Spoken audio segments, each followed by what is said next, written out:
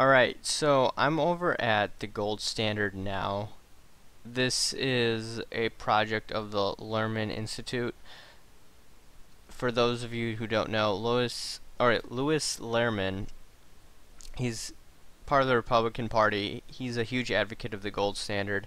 He and Ron Paul went to Congress in 1982 to discuss the benefits of a gold standard. But anyways, if you want to look at the statement of purpose at the gold standard now, read the first line carefully. We support a 21st century international gold standard. So people that are proponents of gold standard, they don't like global governance. But if you look at the first statement, that may indicate how a gold standard may be part of global governance, right? So here's my take on that topic. Number one, I do believe that the gold standard is beneficial if and only if you get rid of fractional reserve banking. If you do not get rid of fractional reserve banking, then there will be many problems that ensue. You will have recession after recession after recession. A lot of people say, hey, you know what, like Krugman, hey, you had all these recessions in the 1800s, and that was one of the criticisms of the gold standard. A lot of people who believe in big government. So if you want to look at some more evidence, let's look at what some Berkeley professors had to say about the gold standard. They were in favor of big government, and they did not like the gold standard. But if you want to actually look at the gold standard, we could see the problems with it and how it could actually work if implemented correctly. Okay, I'm over at Google Books, and I'm looking at this one book by Barry Eichengreen. He's an economist at Berkeley University in California. Book's called Globalizing Capital. And I remember showing this in one of my previous videos, but if you look at it, you could see already by World War I, many of these conditions had been compromised by economic and political modernization. And the rise of fractional reserve banking had exposed the gold standard's Achilles heel. So read that again. The rise of fractional reserve banking. Banks that could finance loan with deposits were vulnerable to depositor runs in the event of loss of confidence. This vulnerability endangered the financial system and created an argument for lender of last resort intervention. The dilemma for central banks and governments became whether to provide only as much credit as consistent with the gold standard statutes or to supply the additional liquidity expected of a lender of last resort. That this dilemma did not bring the gold standard edifice tumbling down was attributable to luck and to political conditions that allowed for international solidarity in times of crisis.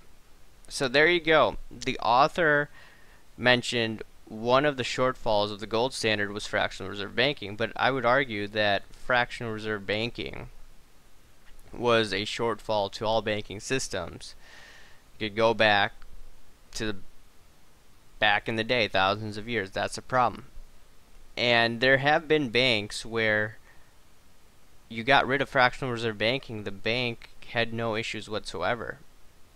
And I have documented this before in other videos as well. So a lot of people hating on the gold standard, and yes, there are problems with the gold standard, but saying that the gold standard this and this, that and that, the main problem is fractional reserve lending. And unfortunately, many people do not talk about that.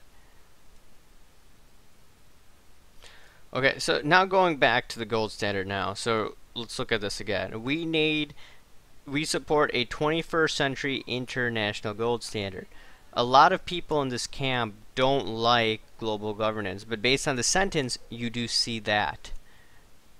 So once again, my viewpoint is, yes, there are issues with the gold standard, and yes, this first statement, I don't like to see sentences like that. However, if a gold standard were to be implemented, in order to avoid the pain that you saw in the 1800s, you need to eliminate fractional reserve lending. I mean, there are many points that I like about the gold standard. Where you have relatively low inflation, you tend to have high growth. This is what made America prosper, if you look at it, right? 1879 to 1913, we grew at the rate that China was growing. It was ridiculous. So I do support it, but the main problem is fractional reserve lending. The critics really don't look at that. Maybe Krugman talks about that, but otherwise I see ignorant comments about the gold standard. And you usually don't have deadly wars compared to the wars that you had in the 21st century, where you had also a Federal Reserve, World War I, World War II, and I'm going to examine that closely. And another point I wanted to mention is that you have a lot of Bill Still fans. They may look at that saying that, hey, you want an international gold standard, we need to have some sort of MMT type system, right? I mean, Bill Still tends to be libertarian, but the monetary views tend to be more in line with MMT.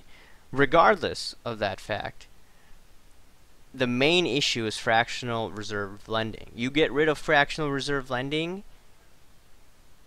then the gold standard would be perfectly fine.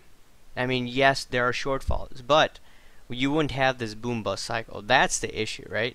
And the Federal Reserve has made it much worse. Look at the last three bubbles. Tech, real estate, and then what's the next bubble to burst, right? I mean, we already have a social media bubble, we already have a student loan bubble, now when are they going to burst, right? Anyways, guys, thanks for listening.